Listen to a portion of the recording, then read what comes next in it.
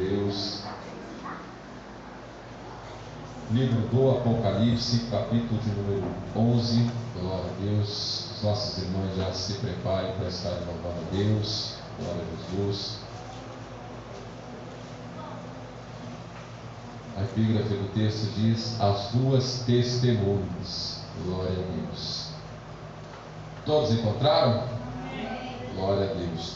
O primeiro versículo diz o seguinte: e foi-me dada uma cana semelhante a uma vara, e chegou o anjo e disse: levanta-te e mede o templo de Deus, e o altar, e os que nele adoram. 2.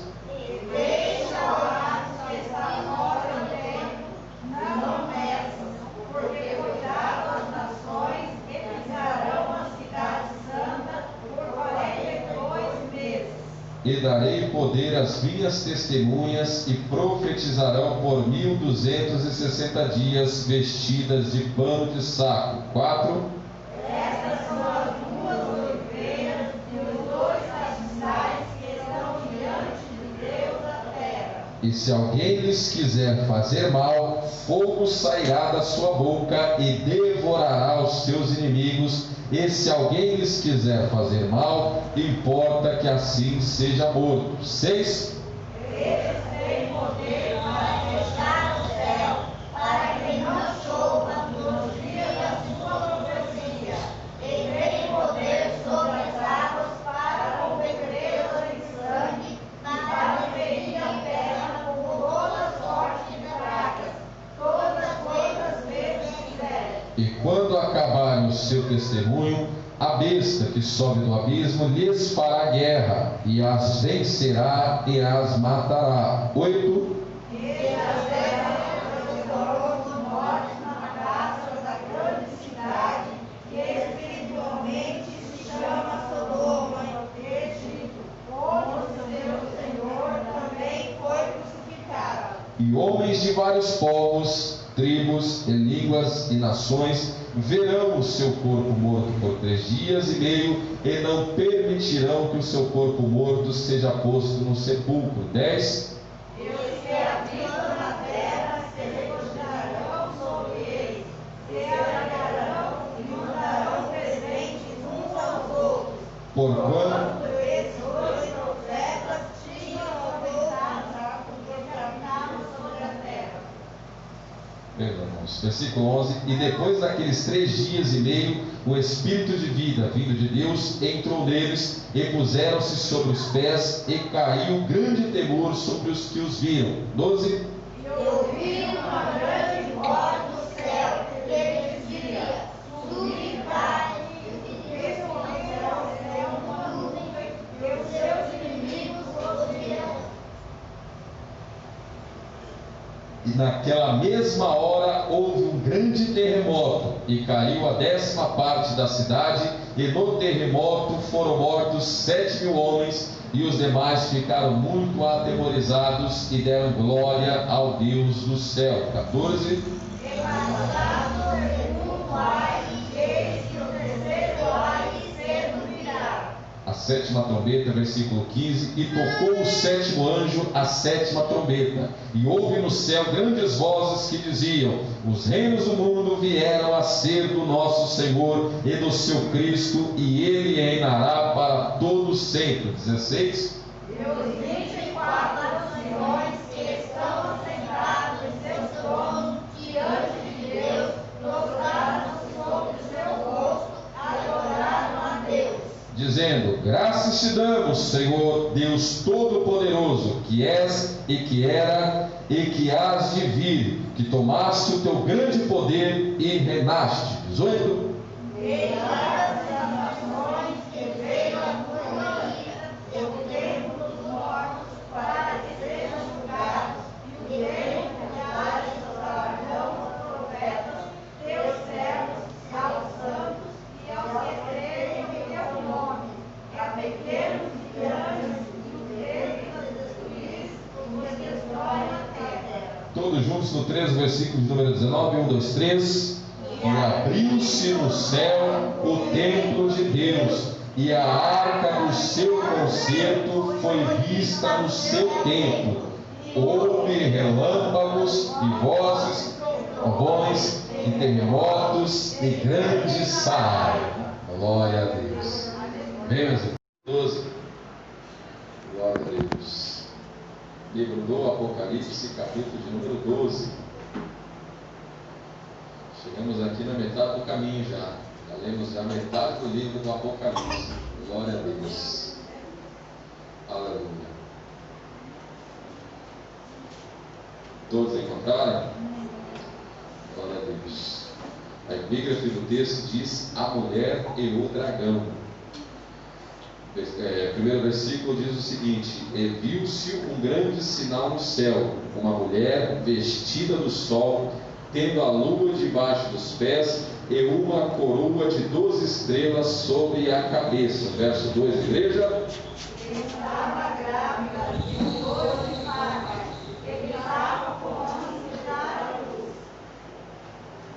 E disse outro sinal no céu: eis que era um grande dragão vermelho, que tinha 7 cabeças e 10 chifres, e sobre as cabeças 7 diademas. 4. E a sua cauda levou após si a terça parte das estrelas do céu, e lançou-a sobre a terra, e o dragão parou diante da mulher, que havia de dar a luz, para que, dando a luz, ele tragasse o filho. E deu à luz a um filho, um varão, que há de reger todas as nações com vara de ferro, e o seu filho foi arrebatado para Deus e para o seu trono. 6. E a mulher fugiu para o deserto, onde já tinha lugar preparado por Deus, para que ali fosse alimentada durante 1260 dias. E houve batalha no céu. Miguel e seus anjos batalhavam contra o dragão, e batalhavam o dragão e os seus anjos. 8. Mas não prevaleceram, nem mais o seu lugar se achou nos céus. E foi precipitado o grande dragão, a antiga serpente, chamada Diabo e Satanás, que engana todo mundo. Ele foi precipitado na terra, e os seus anjos foram lançados com ele. 10. E ouvi uma grande voz no céu que dizia: agora é chegada a salvação, a força e o reino do nosso Deus e o poder do seu Cristo, porque já o acusador dos nossos irmãos é derrubado, o qual diante do nosso Deus os acusava de dia e de noite. E eles o venceram pelo sangue do Cordeiro e pela palavra do seu testemunho, e não amaram a sua vida até a morte. 12. Por isso, alegrai-vos no céu, e vós que neles habitais. Ai dos que habitam na terra e no mar, porque o diabo desceu a vós, que tem grande ira, sabendo que já tem pouco tempo. E quando o dragão viu que fora lançado na terra, perseguiu a mulher que dera a luz ao varão. Dourada da mulher, duas asas e grande águia, para que voasse para o deserto, e ao seu lugar, onde é sustentado por freio, teremos a metade de um freio, fora da vista da serpente.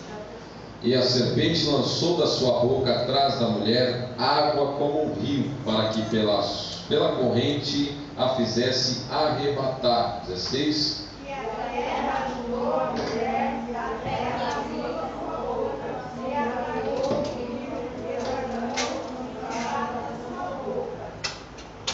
Glória a Deus. Todos juntos o versículo número 17, no 3, 1, 2, 3. E o dragão irou-se contra a mulher, e foi fazer guerra pela semente da sua semente, porque era o fundamento de Deus, e veio o testemunho de Jesus Cristo. Glória a Deus. Amém? Com a Bíblia aberta, irmãos, tome seu assento. Glória a Deus. Aleluia. Glória a Jesus. Quem é que tem facilidade em compreender esses textos aqui? Glória a Deus. Nós fizemos a leitura de 3 seres, de 3 personagens bíblicos, que são umas figuras um tanto quanto enigmáticas. Glória a Deus. E nós vemos que existem diversas e diversas interpretações acerca de quem seriam essas criaturas, né? Esses seres, essas pessoas. E quem se lembra qual trombeta que nós paramos? Quem lembra?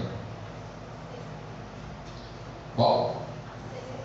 Sexta, foi ali da sexta trombeta. E antes da sétima trombeta ser tocada, nós vamos ver que João ele tem mais algumas revelações.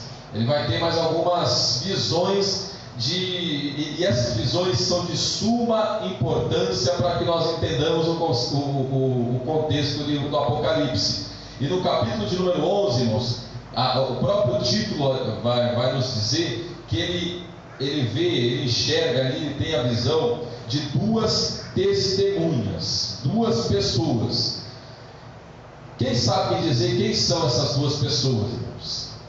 Alguém sabe me responder? Como? Elias e Moisés. Mais alguma sugestão?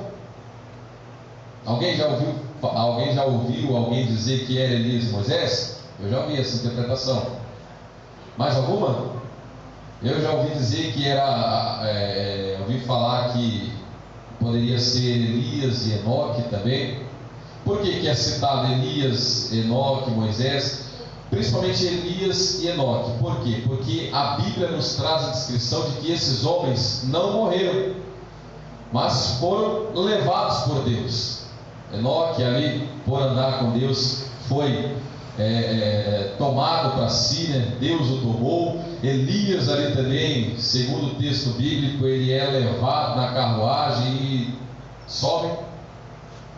Então alguns intérpretes vão citar que sejam esses dois homens, ou possivelmente Elias e Moisés, porque Moisés tem uma importância muito grande no contexto bíblico. Alguns mais vão dizer, irmãos, que essas duas testemunhas representam toda a totalidade da igreja.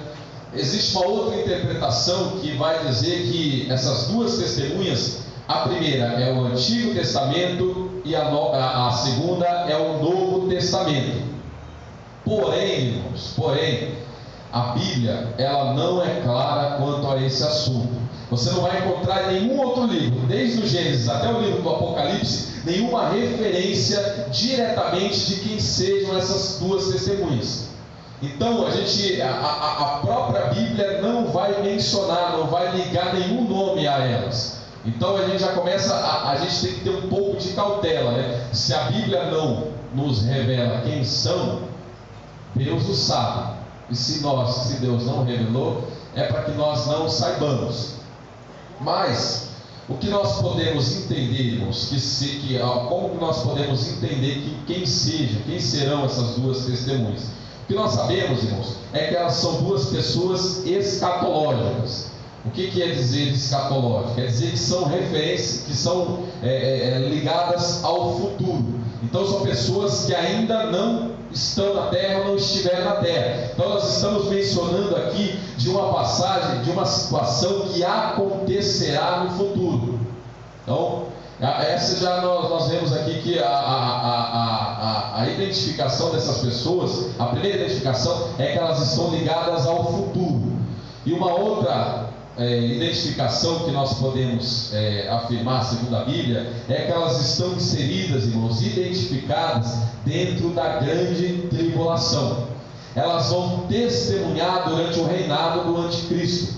Então nós vamos ver que são realmente duas testemunhas relacionadas ao futuro. E segundo a nossa interpretação, irmãos, a interpretação assembleana é a interpretação futurista, ou seja, que crê que o Apocalipse trata de temas futuros. Alguns creem que algumas outras escolas de interpretação vão interpretar o Apocalipse de forma histórica. Tudo aquilo que está escrito aqui já aconteceu durante a história. Alguns vão interpretar de forma simbólica, tudo isso aqui é símbolo, nada literal. Porém nós, irmãos, a Assembleia de Deus, eu particularmente, tenho a interpretação de que a partir do capítulo 4, a partir do capítulo de número 6, são eventos futuros que acontecerão. Então, irmãos, a nossa interpretação aqui é de que, primeiro, essas pessoas são duas pessoas literais, são duas pessoas mesmo, que possivelmente Deus levantará ali no meio da grande tribulação e terão um papel de suma importância. Serão duas pessoas, irmãos, que chamarão a atenção na grande tribulação. São dois homens, irmãos, que são descritos como dois profetas. Glória a Deus. E nós sabemos, irmãos, o que é ser um profeta. Resumidamente aqui, irmãos, profeta eram aqueles homens que Deus levantava em momentos de urgência. Acho que eu já até mencionei isso aqui para vocês em uma outra situação. Você não vê em momento algum, irmãos, Deus levantar um profeta quando as coisas iam bem. Nós só vemos Deus levantar profetas quando as coisas estavam difíceis, complicadas. Jeremias ele é levantado num contexto difícil. Elias é levantado num contexto difícil. Ezequiel, Isaías e Amós e todos os demais profetas, irmãos, eles são homens de urgência de Deus. Ou seja, quando as coisas estavam tudo fora do lugar, Deus escolhia o homem, capacitava aquele homem, ungia aquele homem com o seu Espírito Santo e colocava aquele homem para tentar colocar ordem na casa, para tentar fazer com que o povo se arrependesse, com que os governantes se arrependessem e retornassem aos caminhos do Senhor. Então essa é a função do profeta. Nós vemos aí diversas pessoas se autodenominando profetas. Mas profeta, irmãos, não é brincadeira não. Profetas são homens de Deus que pregam a palavra de Deus. Não é, eu vou falar aquilo que me vem na telha. Não, os profetas eram transmissores da mensagem de Deus. Eles ouviam, recebiam de Deus e passavam aquilo que Deus ordenava que eles passassem. Essa era a função profética. Nós vamos ver que o apóstolo Pedro vai dizer que os profetas eram homens santos, movidos pelo Espírito Santo, que falavam da parte de Deus. Então não tem essa de profeta falar por sua própria conta. Não, os profetas eram homens de Deus, levantados por Deus, falando a palavra de Deus. Aí eu pergunto para vocês, irmãos, quão difícil será profetizar durante o reinado do anticristo, durante o império do anticristo? E a gente vai ver, irmãos, pela descrição aqui, essas duas pessoas, essas duas testemunhas, elas serão cheias do Espírito Santo, cheias de autoridade, farão prodígios e sinais. Haverá sinais em torno deles. Nós vemos que aqueles que se levantarem contra eles serão punidos. Eles terão autoridades até mesmo sobre a natureza. E uma outra descrição deles é que eles virão vestidos de pano de saco. Quem aqui já ouviu esse termo, pano de saco, na Bíblia? Diversas vezes, né? Irmãos, se vestia de pano de saco na antiguidade aqueles homens ou mulheres que queriam se humilhar diante de Deus. Era um traje simples, era um traje de humilhação.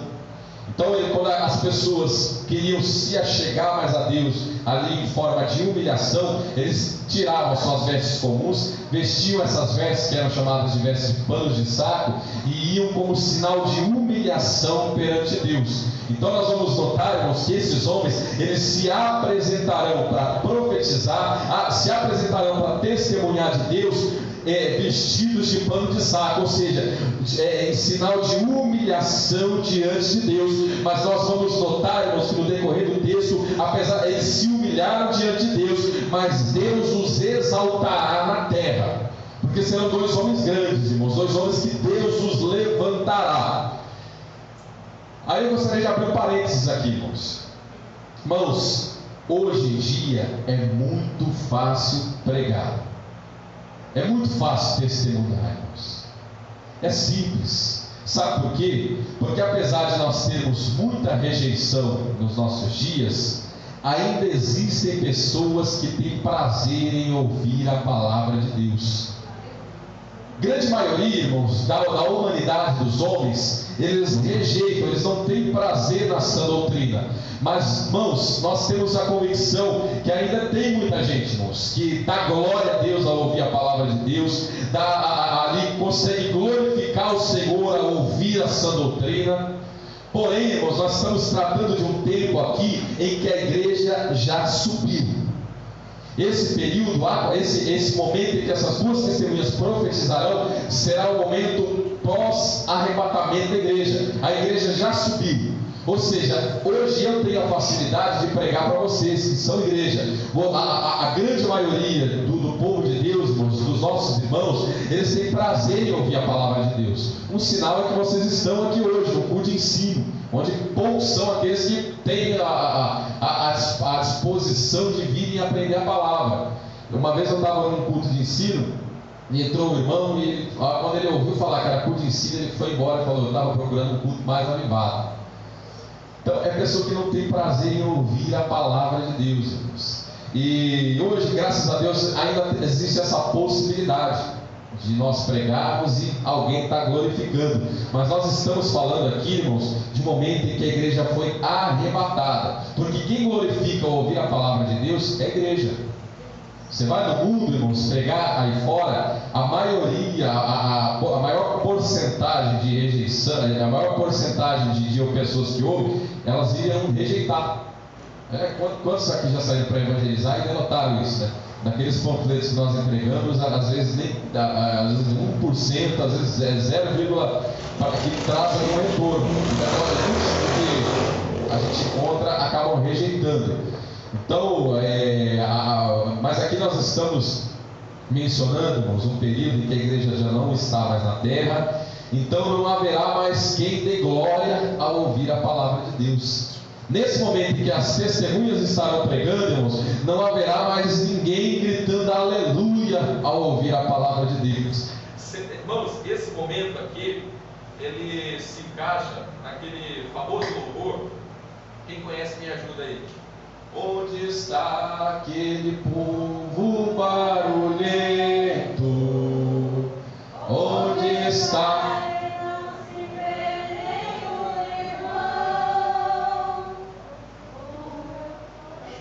Eu também sou ruim de louvor, eu gosto de puxar o louvor. Mas, irmãos, essa situação se encaixará exatamente isso. O povo que dá glória a Deus, uma hora vai subir. O povo que dá aleluia ao ouvir a palavra de Deus, uma hora vai ser arrebatado. Aquele povo que se alegra, que tem prazer em ouvir a palavra de Deus, ou seja, nós, vocês que estão aqui hoje, e tantos mais fiéis nessa terra, irmãos, chegará o momento em que eles serão arrebatados. Então, aquele que quiser pregar a palavra de Deus, no momento em que depois da igreja ser arrebatada, irmãos, ele vai sofrer total rejeição. Ele vai sofrer. Tem pregador, irmãos, que quando prega para o povo que não dá glória, ele não consegue pregar. Já aconteceu comigo, de convidar o irmão, um pregador, e o pregador virar para mim no meio do culto, baixar o microfone e falar: por que esse povo não dá glória? Eu falei: irmão, aí é comigo, né? É o povo exigente, prega a palavra que o povo dá glória. Mas aqui nós estamos falando, irmãos, não são de maus pregadores, são de pregadores da verdade. Essas duas testemunhas que Deus levantará, irmãos, serão homens de Deus, homens ali cheios do Espírito Santo, que pregarão a verdade. Porém, eles pregarão a verdade aos servos da besta. Eles pregarão a verdade àqueles que não foram arrebatados. Eles pregarão a verdade àqueles que aceitaram o sinal da besta nos seus corpos, nas suas vidas. Aí imagine a dificuldade, irmãos. Imagine quão difícil é. Então, nós vamos ver que a rejeição será total. Por quê? Porque eles terão a função de vir e denunciar, irmãos. Eles vão denunciar. E o que acontece no versículo de número 7? E quando acabar o seu testemunho, a besta que sobe do abismo, ou seja, o anticristo, lhes fará guerra e as vencerá e as matará. Por quê, irmãos? Porque o anticristo ele vem com um sistema totalmente anti-Deus. Por isso o anticristo, ou seja, oposto a Cristo. Ele vem com um sistema totalmente oposto ao cristianismo, oposto à palavra de Deus. Portanto, quem ousar se levantar para pregar a palavra de Deus, para anunciar a verdade, será perseguido. E foi o que aconteceu aqui. O que acontecerá aqui? Essas duas testemunhas se levantam e a própria besta, o próprio anticristo se levanta para fazer guerra contra eles. E o que acontece? Ele chega ao ponto de martirizar essas duas testemunhas, martirizar esses dois homens de Deus. Ele chega ao ponto de os matar. Segundo o texto bíblico aí, nós acabamos de ler, no finalzinho do versículo 27, e as vencerá e as matará. E o anticristo se orgulhará disso. Ele se orgulhará ao ponto de colocar os seus corpos em praça pública, para que aquilo ali represente a sua suposta vitória. Ele vai se gabar disso. Aqueles dois que perturbavam a gente, aqueles dois que denunciavam as nossas falhas, os nossos pecados, olha lá, estão mortos em praça pública.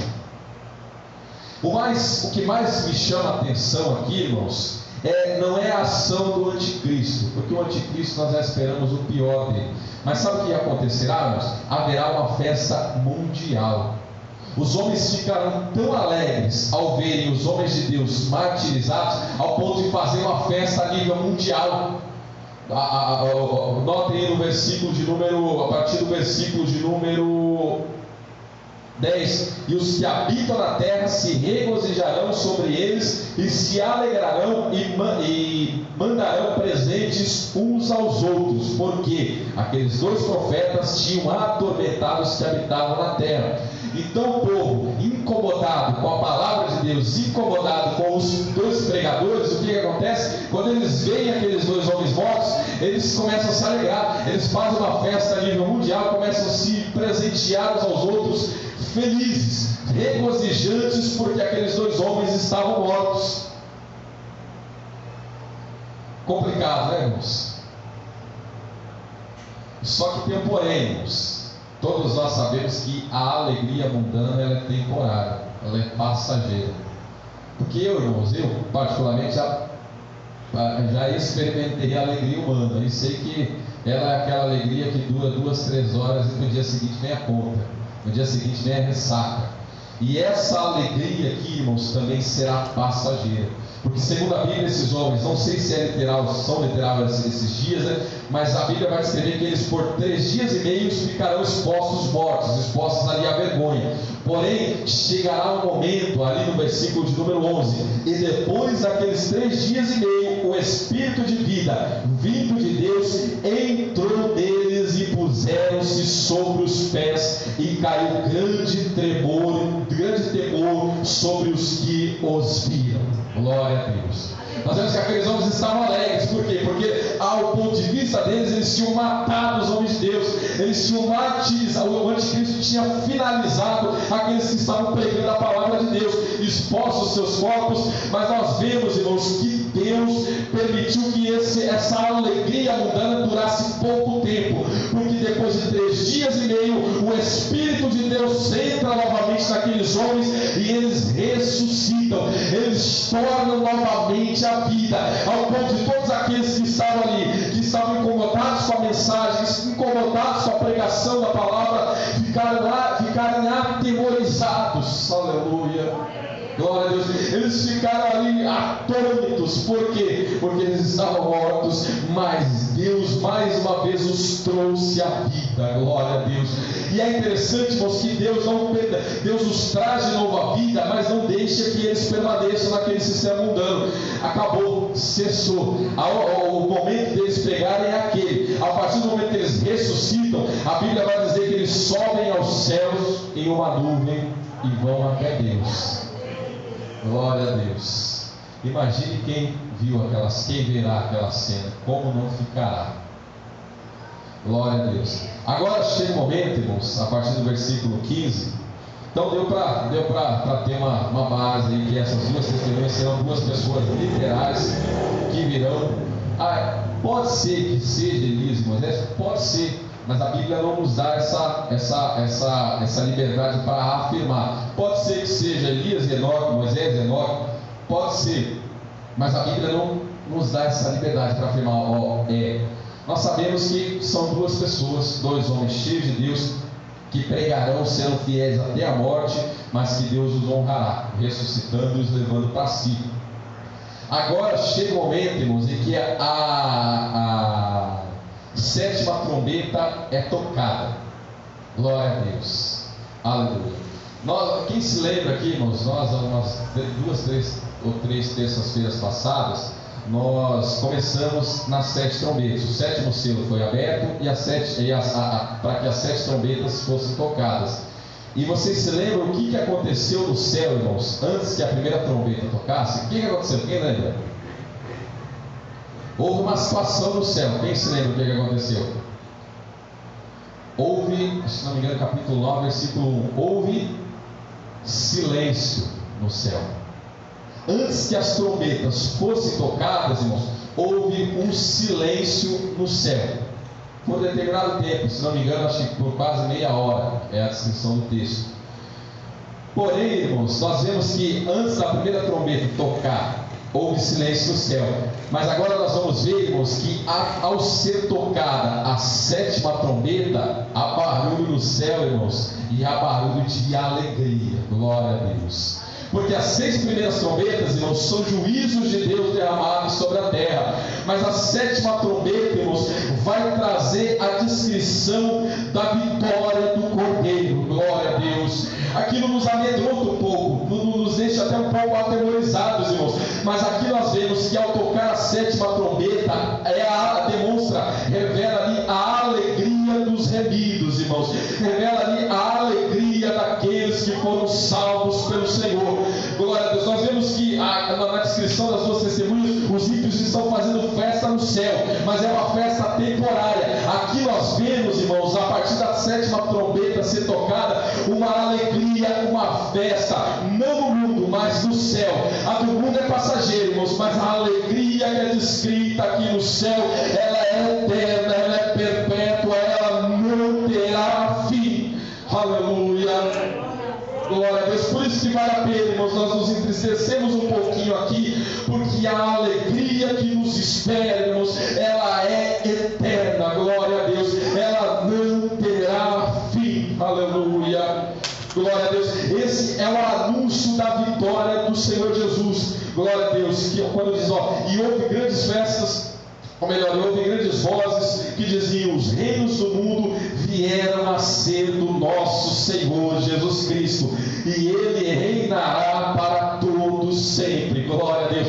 E a partir daqui nós vemos, irmãos, todos aqueles seres que estavam ali, os remidos, os 24 anciões, os animais, todos eles se prostrando sobre o rosto, adorando a Deus, dizendo: graças te damos, Senhor, Deus Todo-Poderoso, que és e que eras e que hás de vir, que tomaste o teu grande poder e reinastes. Glória a Deus.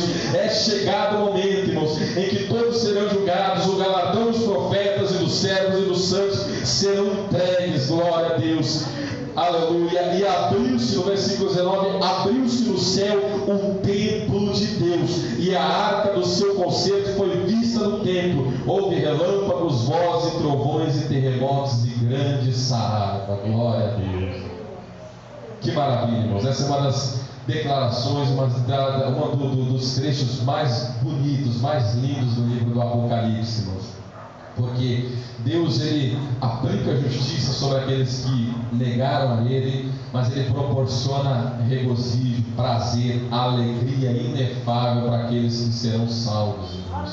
Glória a Deus. Por isso a gente bate tanto na tecla, irmãos, para que você persevere até o fim, para que você não desista, para que você não pare, irmãos, porque aquilo que o Senhor reservou para nós, irmãos, são coisas boas, são coisas maravilhosas. Glória a Deus. Não se deixe esmorecer pelas dificuldades da vida, pelas lutas, por todos esses diversos problemas que nós somos obrigados a enfrentar diariamente, irmãos. Não desista, porque o que Deus preparou para nós, irmãos, vai fazer tudo isso valer a pena. Não desista, não, irmãos. Persevere, insista, porque quando você começar a provar isso, a experimentar aquilo que Deus tem preparado para nós, irmãos, vai valer a pena. Glória a Deus. Aleluia. A partir de agora, irmãos, no capítulo de número 12, glória a Deus, você tem que passar um pouco rápido para que a gente não se prenda muito no capítulo, né? Como eu disse para vocês, é só um panorama, uma visão geral, mas aconselho que vocês estudem mais detalhadamente nos seus lares, nas suas casas, com o tempo. A partir de agora, irmãos, nós vemos o capítulo de número 12. E no capítulo de número 12, irmãos, no comecinho aí, nós vamos ver que João, ele tem a visão de mais 2 seres. Primeiro é uma mulher, e a descrição é de que essa mulher, irmãos, ela é reluzente. A visão de João é de uma mulher vestida do sol, com a lua debaixo dos seus pés e com uma coroa com 12 estrelas na sua cabeça. Então é uma mulher brilhante, reluzente, cheia de luz. Quem é essa mulher, irmãos? E agora? E agora? Quem que será que é essa mulher? Existem diversas interpretações também. Alguns pensam ser Maria, porque vai mostrar aqui que ela irá gerar ao Messias. Alguns pensam ser Eva, é o mais improvável. Alguns imaginam ser a nação de Israel. Outros interpretam como se fosse a igreja.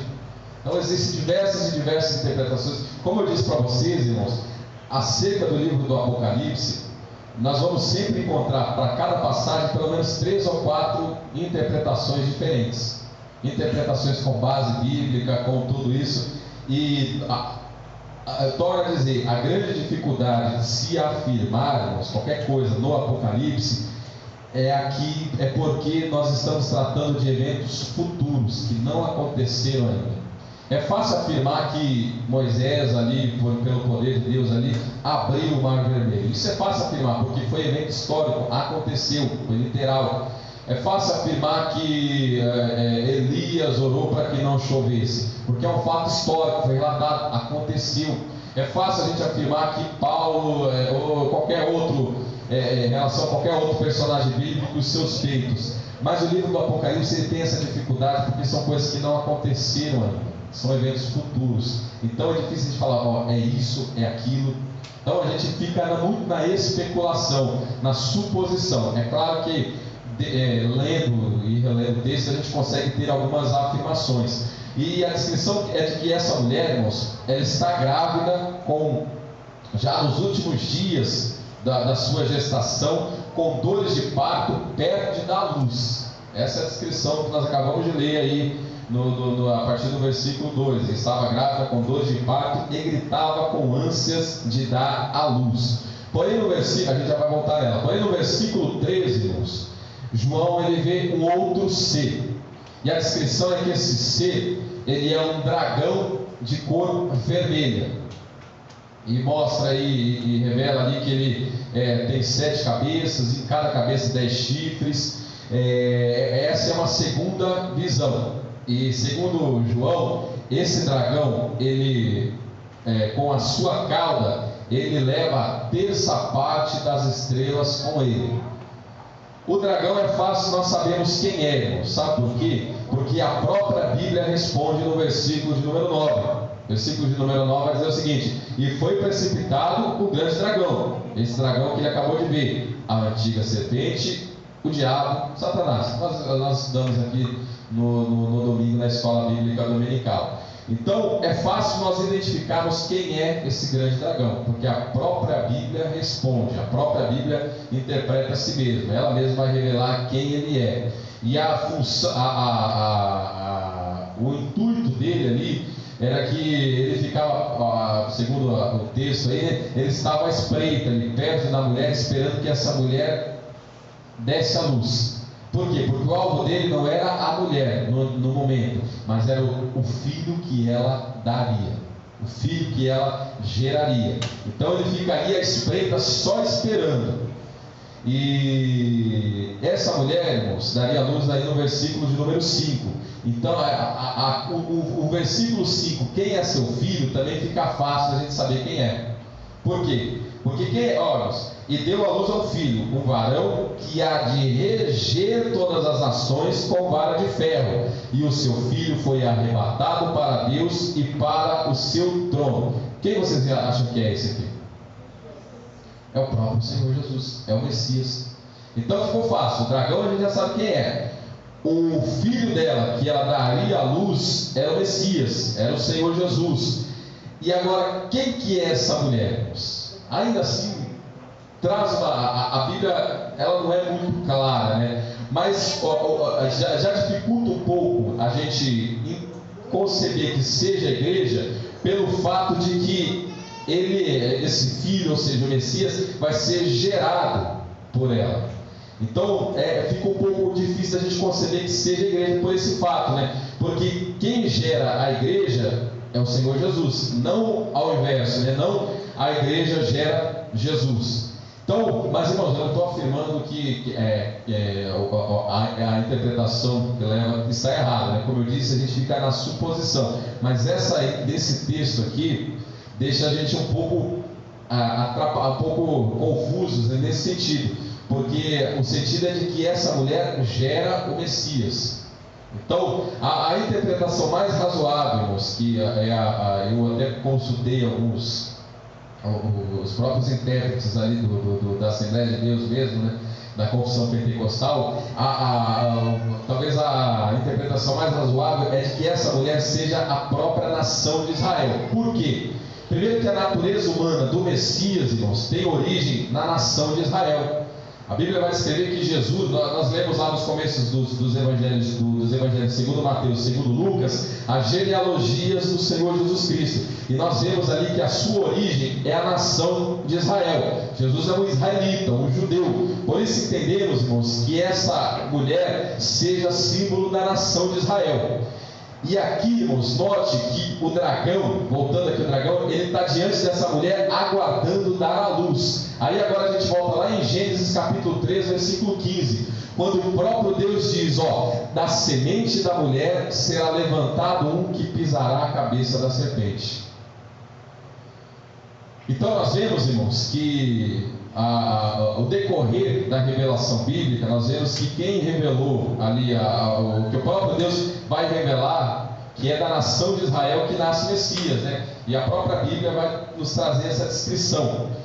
E é interessante, irmãos, que a partir dessa, eu tive no Belenzinho, no ano passado, acho que foi no ano passado ou no ano retrasado, e eu vi um pastor trazer uma interpretação em relação a isso aqui que eu achei fantástica. Sabe qual é? É de que a partir do momento que Deus anuncia que da semente da mulher nasceria aquele que destruiria a serpente, a partir daquele momento, a serpente, o dragão, o diabo, ele fica de olho. Ele ficou só na espreita para saber quem seria o Messias. Toda vez que nascia um homem, todo cercado ali da proteção de Deus, ele ficava de olho. Será que é esse?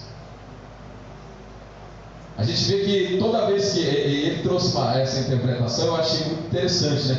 Por quê? Porque a própria serpente não sabia quem seria, mas saberia que viria ali, que nasceria, de uma mulher comum nasceria aquele que o destruiria. Então ele fica só na espreita, só esperando, semelhante a essa visão aqui de João, porque em João, irmãos, ele não toca a mulher, ele fica só esperando nascer. Então, aí nós encaixamos isso dentro da história, é mais ou menos a forma com que o diabo ficou esperando. Por exemplo, nasce Moisés ali com toda aquela pompa, Deus poupando ele, Deus ali levantando ele. O diabo, será que é esse? Aí Moisés morre, não é ele. Aí vem outros grandes homens, Samuel, Deus chama ainda menino, e ali dentro do templo, Samuel é de geração sobrenatural, sua mãe era estéril. Aí ele já, será que é esse daí? Aí Samuel morre também, não é esse. Aí vem Davi, ungido, preparado, homem segundo o coração de Deus, e aí Davi peca, Davi morre também não é esse. E ele fica nessa espreita, quem será que é? Só que a Bíblia, o próprio texto sagrado, ele vai dando alguns sinais do Messias. Tanto que quando Jesus nasce, irmãos, a gente vê que existem todos aqueles sinais lá, e o próprio Herodes, tipificando ali o próprio diabo, ele manda matar todas as crianças. Por quê? Porque ele sabia que naquele período ali tinha nascido o rei de Israel, tinha nascido aquele que pisaria na cabeça da serpente, tinha nascido o Messias de Deus, aquele que veio da semente da mulher, mas veio do céu, ali com toda a sua glória, com toda a sua autoridade, e destruiria. E nós vemos, irmãos, que quando Jesus nasce, ele não pode fazer mais nada. A única coisa que ele pode fazer é tentar Jesus, é tentar atrapalhar a responsabilidade, mas ali ele já tinha certeza, acabou, nasceu aquele que iria me destruir. Claro que isso é só uma suposição, irmãos, mas nós vemos que dentro daquilo que Deus vai revelando na sua palavra, se encaixa direitinho nessas revelações, né? E chega ao ponto que Jesus vem e não tem mais jeito, não tem mais jeito. Aquele que pisará, que pisou a cabeça da serpente, nasceu e já tem mais o que ser feito. Então, aí nós vemos que a partir desse momento, irmãos, e encaixa direitinho, por quê? Porque o filho nascerá e ele será arrebatado por Deus. Atos capítulo 1, versículo 8, nós falamos aqui no domingo. Jesus é elevado aos céus e ele é arrebatado para Deus, para o seu trono. Apocalipse capítulo 5, nós vemos ali o Cordeiro de Deus, o seu trono. Então, nós vemos que se encaixa certinho. Só que, a partir do momento em que a mulher para, em que a mulher gera esse filho, é o momento em que ela tem que se afastar. Por quê? Porque a partir do momento em que o inimigo começará a perseguir. Aí, a partir do versículo de número 7, irmãos, eu vou adiantar aqui um pouquinho para a gente não passar do horário, nós vemos que haverá, como nós cremos em uma batalha escatológica e uma visão futurista, nós vemos, irmãos, que haverá uma batalha no céu. A partir do versículo de número 7, é a descrição de um conflito. E esse conflito, irmãos, são de grandes dimensões. Por quê? Porque Miguel, que a gente vai ver na Bíblia, irmãos, que o único que consegue fazer frente daqueles que são anjos de Deus, que conseguem fazer frente ao diabo, é o próprio arcanjo Miguel. É aquele que arque significa chefe. Então, arcanjo é chefe dos anjos. É um anjo de categoria superior. Nós vemos que na Bíblia ele tem essa autoridade, esse poder maior. No livro de Daniel, tem uma descrição muito interessante, é de que Daniel ele faz um propósito com Deus de 21 dias. E Daniel está esperando a resposta de Deus. E se eu não me engano, acho que no 21º dia, se eu estiver errado, os irmãos podem me corrigir, mas se me falha a memória, no 21º dia, o anjo Gabriel vem com a resposta de Deus. E Daniel surpreso ali. Só que o anjo Gabriel vai virar para Daniel e vai falar: ó Daniel, Deus já tinha te respondido desde o primeiro dia. Só que o príncipe da Pérsia, ou seja, um anjo, um demônio de categoria grande também, ou alguns escrevem como o próprio diabo, me impediu. Ou seja, o anjo de Deus foi impedido por um ser de poderoso das trevas, ao ponto de ter que vir o arcanjo Miguel e abrir caminho. O arcanjo Miguel ia ali e derrotar aquele ser para que o anjo trouxesse a mensagem. Então a gente vai ver que só ele faz frente ao diabo. No livro de Judas, nós vamos ver que quando Moisés morre, há uma contenda. Miguel ele combate ali contra o diabo pelo corpo de Moisés. E aqui nós vamos ver, irmãos, que essa batalha aqui no versículo de número 7, ela é no céu. Miguel e seus anjos batalhavam contra o dragão, e batalhava o dragão com os seus anjos, ou seja, o exército das trevas contra o exército dos anjos ali, dos exércitos de Deus ali, comandado por Miguel. Então houve uma batalha terrível, mas o dragão e seus anjos não prevaleceram, nem mais seu lugar se achou no céu. Então eles são derrotados e são expulsos de lá.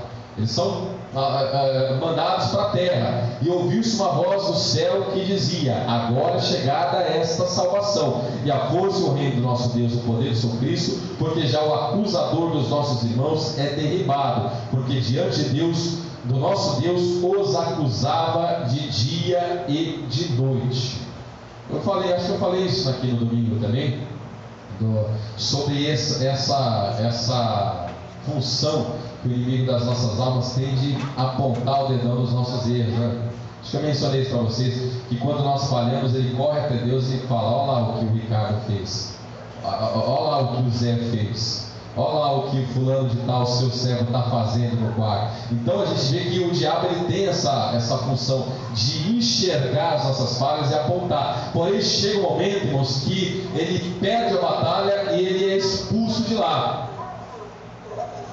E nós vemos, irmãos, que do céu ele é lançado na terra, e da terra o seu futuro, o seu destino vai ser lançado no abismo.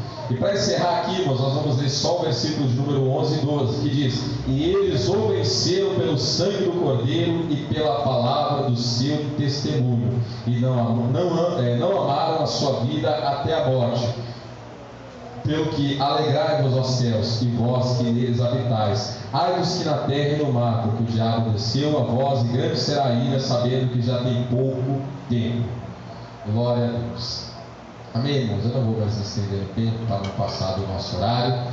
Glória a Deus. Eu sei que é muito conteúdo, passa um pouquinho correndo aqui, um pouquinho aqui, às vezes fica um pouco difícil de se entender. Mas se houver alguma dúvida, os irmãos podem me procurar no final aí, tá bom?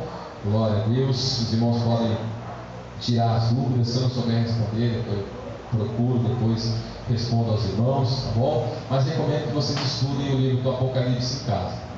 Leiam, releiam, tirem as suas conclusões e é importante que todos nós saibamos aquilo que o futuro nos aguarda. Hein? Que todos nós fazemos parte do futuro também, seja para a salvação, seja para a condenação. Mas eu tenho certeza que todos nós aqui nessa noite estaremos lá usufruindo das benesses de Deus, da salvação do nosso Deus. Amém? Glória a Deus.